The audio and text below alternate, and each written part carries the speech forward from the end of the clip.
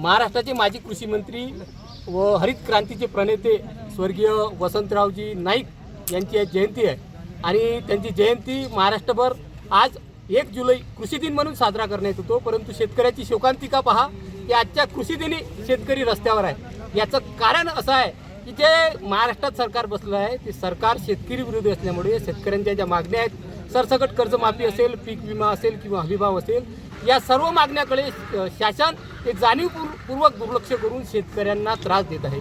त्यामुळे आजचा कृषी दिन महाराष्ट्रभर साजरा करत असताना शेतकरी मात्र रस्त्यावर आहे, कारण त्याच्या पोटातली आग रस्त्यावर येऊन शासनाने जी कृषी कर्जमाफी जाहीर केली ती कर्जमाफी फसवी असून त्याच्यात ज्याच्या गटी निकष लावलेले आहे ते शेतकऱ्याच्या हिताचे नसून माननीय मुख्यमंत्री म्हणतात की राज्यातल्या 56 लाख लोकांना कर्जमाफी मिळणार आहे, परंतु हे दादांत खोटं असून राज्यातल्या जवळपास 10 ते 15 लाख लोकांना ही कर्जमाफी मिळेल अशी सोय सरकारने करून ठेवलेली आहे।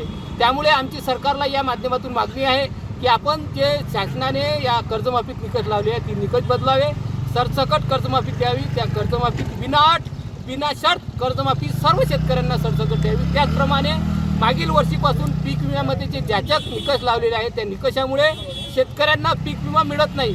त्यात जे पर्सनल तक्रारीची हे पोर्टल होतं ते पोर्टल त्या पीक विमा कंपनीने खतम केलं। हा पीक विमा शेतकऱ्याच्या हिताचा नसून कंपनीच्या हिताचा कसा होईल हे सरकारनं पुरेपूर लक्ष ठेवलेलं आहे। त्याचबरोबर शेतकऱ्यांचा सर्वात महत्त्वाचा प्रश्न शेतीमालाला हमीभाव, आमच्या उत्पादन खर्चाच्या दुप्पट शेतीमालाला भाव द्यावा।